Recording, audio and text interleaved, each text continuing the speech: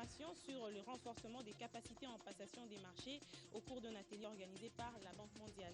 Un centre d'expertise et des certifications des matières précieuses vient d'être inauguré au Sud Kivu par les autorités provinciales, une réalisation qui rencontre le souhait de la Fédération des entreprises du Congo.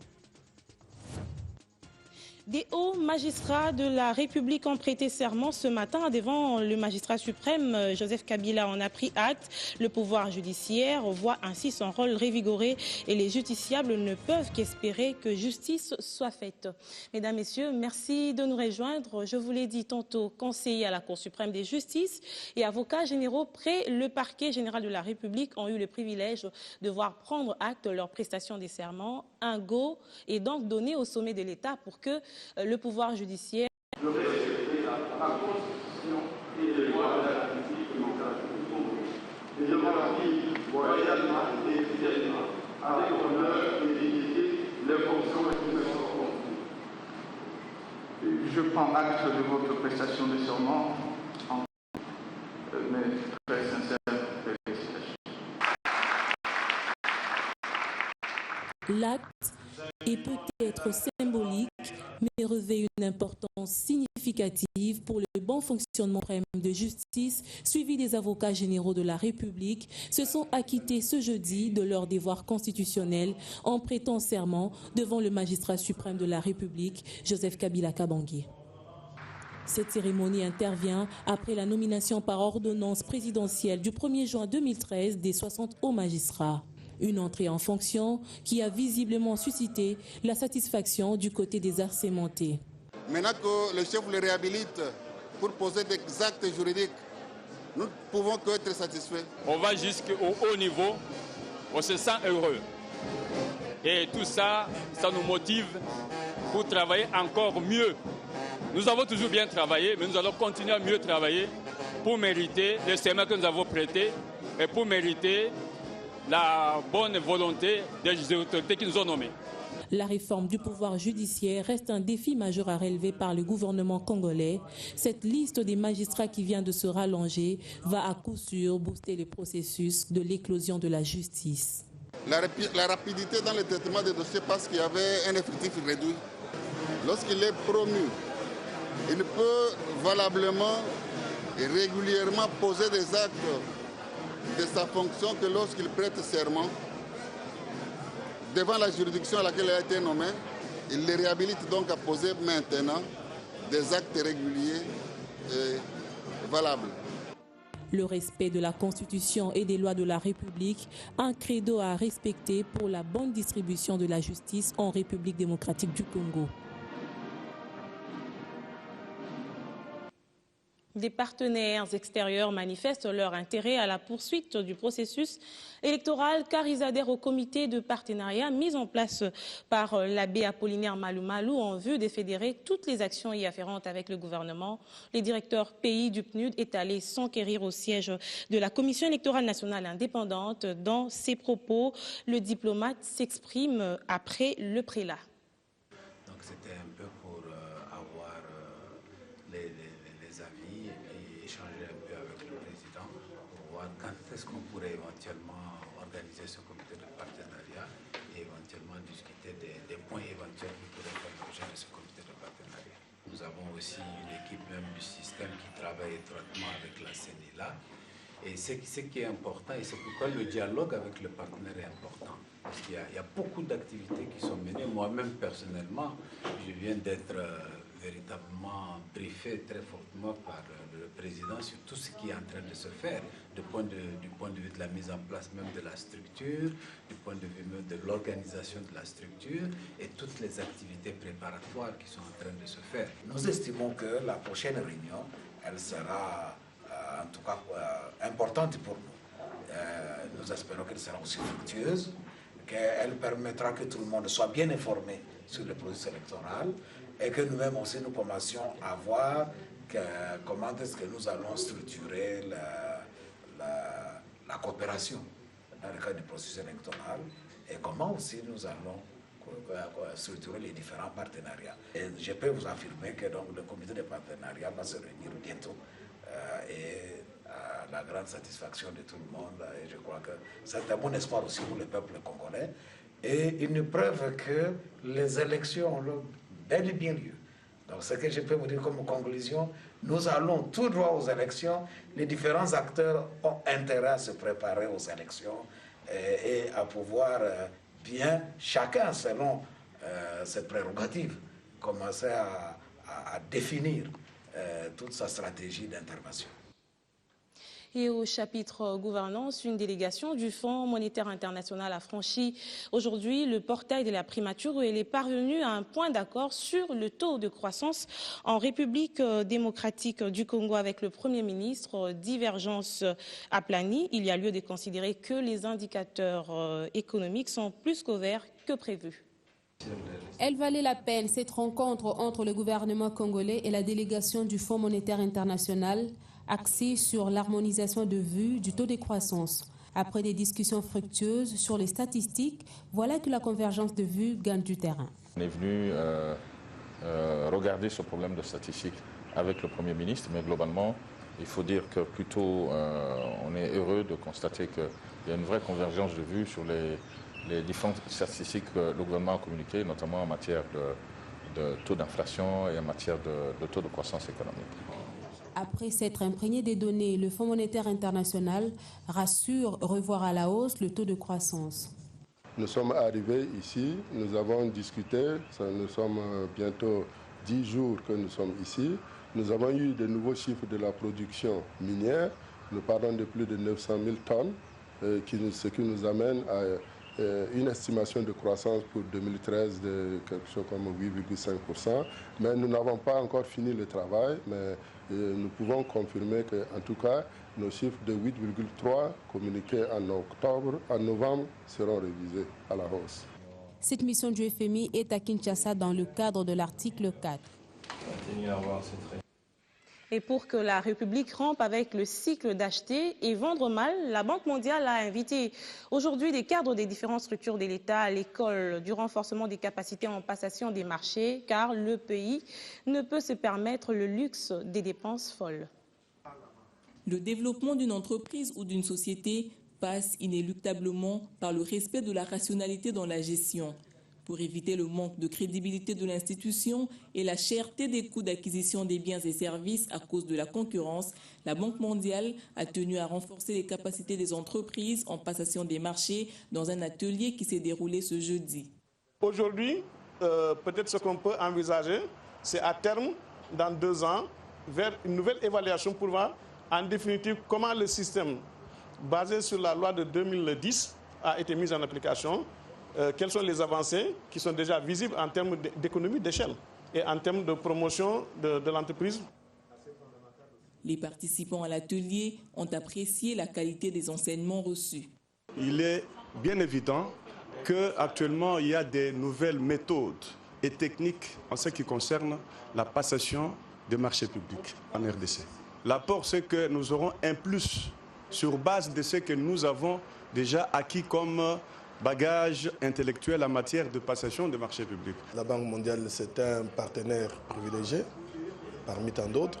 Nous avons intérêt à connaître les procédures et les directives de la Banque mondiale dans notre procédure de passation des marchés. Alors c'est pourquoi je trouve que c'est une aubaine pour nous, parce qu'elle vient encore renforcer nos capacités dans les domaines. La considération de la politique de la Banque mondiale dans la passation des marchés permettra de réduire les risques de corruption à travers un système de contrôle et de régulation indépendant. Réforme également à l'administration publique. Les agents et fonctionnaires de la fonction publique ont adopté au cours d'un atelier de communication la vision, la politique et la stratégie de mise en œuvre de cette réforme assise organisée dans la salle des conférences du ministère des Affaires étrangères. Engagée depuis 2002 dans une démarche de réforme pour améliorer l'efficacité de l'État, la RDC agit davantage pour redorer le blason terni de son administration publique. Et pour y parvenir, le ministre de la fonction publique vient de présider l'atelier de communication et de présentation de la vision de la politique et de la stratégie de mise en œuvre de la réforme de l'administrative publique. Cette campagne de vulgarisation de la stratégie de la réforme, que cette réforme concerne en premier lieu les agents et fonctionnaires de l'État, certainement, mais aussi les usagers qui sont les citoyens congolais qui reçoivent des services de cette administration. Et donc, au niveau national, certainement, les agents et fonctionnaires de l'État vont bénéficier dans le cadre social. Il y a une politique salariale, un chantier dans le cadre de la réforme de la politique salariale pour améliorer certainement les conditions de vie des fonctionnaires. Il y a un chantier de la politique sociale en général qui va traiter la question de la création de la caisse pour les indemnités de fin de carrière et la pension des agents. Cette stratégie replace l'administration publique au cœur du développement de la RDC. Il faut noter aussi que bien des défis restent encore à relever pour impliquer les agents et fonctionnaires de l'État bénéficiaires directs de retombées de cette réforme.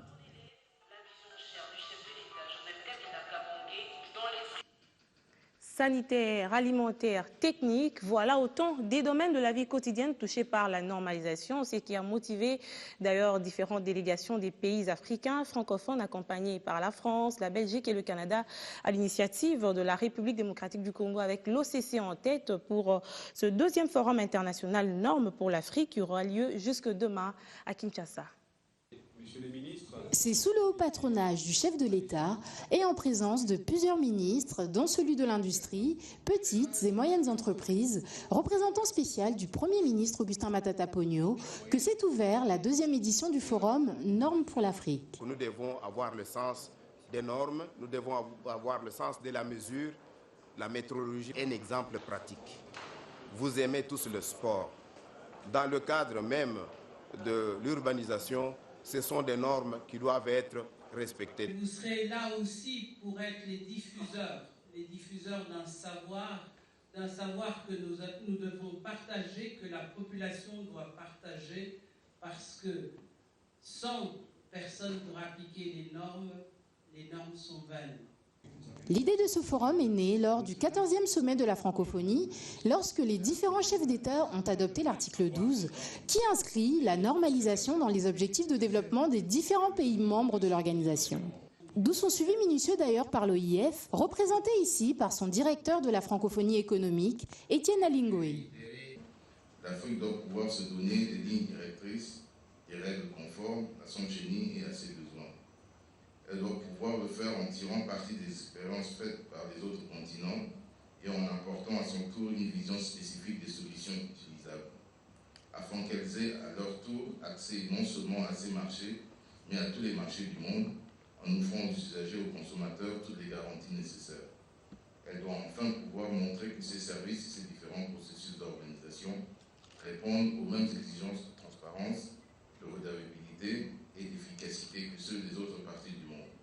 Pour sensibiliser au mieux les Africains en général et les Congolais en particulier, l'enseignement, la responsabilité sociétale, la problématique de l'évaluation de la normalisation et enfin le tourisme durable sont les thématiques choisies pour les 2 jours de ce forum, qui est peut-être un début de solution aux défaillances dans l'application et le respect des normes des produits dans les échanges commerciaux intra-africains. Et on va parler santé avec l'épidémie de rougeole. C'est plus de 44 500 personnes en République démocratique du Congo, dont la plupart sont des enfants de moins de 5 ans, qui sont le plus souvent atteints par cette maladie. Et Médecins sans frontières mène une lutte par rapport à ces sujets. Déjà, au total de 1 million d'enfants sur l'ensemble du pays sont concernés par cette campagne. Des efforts considérables sont donc à fournir pour atteindre les résultats escomptés. Depuis le début de l'épidémie en 2010, la rougeole a causé la mort de plus de 4 500 personnes en République démocratique du Congo, principalement des enfants âgés de moins de 5 ans. Ainsi, à Akiti, dans le Baoulé, en province orientale, entre décembre 2012 et octobre 2013, une enquête rétrospective menée par Épicentre, le centre de recherche épidémiologique de MSF, a estimé que 35% des enfants de moins de 5 ans avaient contracté la maladie, dont 7% sont décédés. Par ailleurs, 11 780 personnes ont été traitées par Médecins sans frontières dans la zone de santé. Plus de 250 000 enfants qu'on a pris en charge par la vaccination et plus de 7 000 enfants qu'on a soignés. Signalons qu'on ne soignait pas seulement la rougeole, mais aussi les complications qui sont liées à la rougeole, entre autres la malnutrition, en premier lieu les palus et les IRA. Pour bien riposter contre la rougeole, il faut organiser la prise en charge des soins gratuits auprès de tous malades qui souffrent de la rougeole, mais pas seulement la rougeole, mais également les maladies associées. Organiser une campagne de riposte dans le sens où vous devez vacciner, parce que si on prend seulement en charge et qu'on ne prévient pas, on ne va pas bien contrôler l'épidémie. Tel que nous le dit ici la directrice de nursing à l'IPD Idiofa, tous les médicaments livrés par Médecins sans frontières sont gratuits. Les médicaments, on donne ça gratuitement, même les résidus de malades gratuitement, même l'eau, le savon, tout ça, c'est gratuit. On prenait ça, le bureau central a débloqué un peu de médicaments, mais c'était insignifiant. On est descendu traiter les cas, mais c'était insignifiant. C'est pour cela qu'on a envoyé un mot, un SFS, c'est pour cela qu'on nous a appuyés. Ainsi, pour faire face à l'épidémie de rougeole qui frappe le pays depuis 2010, Médecins sans frontières vaccine sans relâche dans toutes les provinces du pays. En 2013, l'Organisation médicale internationale a vacciné plus d'1 million d'enfants âgés de 6 mois à 15 ans. On va prendre une autre catégorie d'enfants qui ne souffrent pas de la rougeole, mais eux, ils sont prématurés. Leur prise en charge est assurée par l'hôpital Biamba-Marie, une prise en charge qui porte déjà ses fruits. Dans ce reportage que nous allons vous proposer, vous allez voir un de ces enfants après traitement qui a quitté l'hôpital après une amélioration de son état de santé. Admis à l'hôpital Biamba-Marie Mutombo depuis le 29 janvier dernier dans le cadre du programme développé par cet établissement hospitalier, celui d'accueillir les enfants prématurés. C'est ce mercredi 19 février que l'enfant Moubenga Sébastien a rejoint sa famille pour avoir atteint un poids suffisant de 2 kg 770 grammes. À son arrivée, il pesait 2 kg 90 grammes. Après avoir circonscrit le geste posé, l'administrateur délégué de cet hôpital, maître Jacques Mpoï-Louman, a remis aux parents de l'enfant l'autorisation de sortie. Ce programme humanitaire a été mis en place par Mutombo Dikembe, a-t-il expliqué. C'est un geste humanitaire, comme nous le disons souvent. C'est pour pouvoir donner plus de chances aux enfants qui sont nés déjà défavorisés, plus ou moins fragiles, avec un poids en dessous du poids normal à leur naissance. Donc je crois qu'il faut un geste humanitaire, ceux qui sont déjà en vie et qui ont des conditions, de bonnes conditions, de pouvoir accueillir ceux qui sont plus faibles que tous les autres enfants pour leur donner, je crois, les conditions de développement, donc de se développer et d'avoir de bonnes conditions physiques. L'administrateur délégué a par la même occasion fait part de la procédure d'admission de bébés prématurés à l'hôpital Biamba-Marie Mutombo. Nous n'avons pas de critères. Nous exprimons notre besoin. Il y a des enfants prématurés qui sont nés déjà dans cet hôpital. Nous les accueillons. Mais nous avons suffisamment d'équipements pour pouvoir accueillir un peu plus que ceux qui sont nés ici à l'hôpital. C'est comme ça que le tiers Mme Mutombo Dikembe a développé, donc a mis en place un programme d'accueil d'au moins 3 prématurés par mois. Vous comprenez? Par rapport à nos équipements, donc pour pouvoir les accueillir convenablement. Alors, nous avons des relations avec l'hôpital des Sœurs qui est à Nzili. Et c'est là-bas que nous nous adressons pour demander qu'on puisse nous donner 3 enfants en situation désespérée. Donc, parmi ceux qui sont déjà en situation fragile, mais on nous donne ceux qui sont en situation plus ou moins désespérée. Vous comprenez? Pour qu'on puisse essayer de leur donner un peu de l'espoir. Bénéficiaires de ces gestes humanitaires, les parents de l'enfant ont eu de mots justes pour exprimer leur satisfaction. Nasepeli na yango mingi penza. Na pesi ye zambe asalisa ye l'hôpital na kende liboso. Na ndenge moko malamu asalisa kaka bato nyonso po prématuré aliboso ekozala kaka yawo ya biso te. Bamosusu pe bakozala asalisa Zambe moko nde ayebi asungi biso na ndenga bien po nazalaki na eloko te mais na ndenge na boti mwana ye moko pe baye kozwa mwana balobi tokotinda mwana koto nga namonaki po elinga kozala mpo na mbongo mais eza mpo na mbongo te basalisi biso bien namoni bebe na ngai très bien nasepeli na ngai Zambe asunga biso nyonso. Moto afuteli ngai eza Mutombo Dikembe. nde afuteli ngai mpe asalisi na ngai mpe ebele. On espère que ça sera un offre de soulagement pour ces femmes qui donnent naissance aux prématurés. On va finir ce journal par une nouvelle qui a ouvert cette grande édition. La Fédération des entreprises du Congo, section du Sud Kivu, demande la validation des sites miniers de cette province afin de permettre que les minerais exploités soient faits de manière artisanale à l'intérieur du pays. À cette occasion, le président de la Fédération des entreprises du Congo, section du site Kivu, a demandé au gouvernement congolais de valider aussi les sites miniers. Olive Moudekereza l'a dit après l'inauguration du centre de recherche minière situé à la brasserie à côté de la société Pharmakina en commune de Bagira. Le président de la FEC Site Kivu a indiqué que cela va permettre que les minéraux qui sont produits par les artisanaux à l'intérieur du pays soient traités dans ces centres. La question se pose, il faut permettre à valider les sites miniers pour que tous les miniers qui sont produits par les artisanaux à l'intérieur du pays puissent venir ici au CRM être traités. Et je dirais que ça sera l'épuration et ça sera même rendre quand même les minerais propres. Lorsque les minerais viennent du prix certifié, ça arrive ici traité, ça va donner la garantie à tous les acheteurs extérieurs que les minerais du Congo sont propres. Je crois que c'est une bonne chose. Nous félicitons le gouvernement. Et comme vous l'avez suivi, le ministre national a dit qu'il faut que tous les travaux qui se font se fassent par les PME congolaises. On a dit l'entreprise Biticom, c'est une entreprise congolaise qui est venue de Kinshasa, même si ce n'est pas de local de Bukavu, mais ça fait partie de la PME congolaise. Il est venu de Kinshasa, il a monté tous les matériels, les unités de traitement. Nous les félicitons.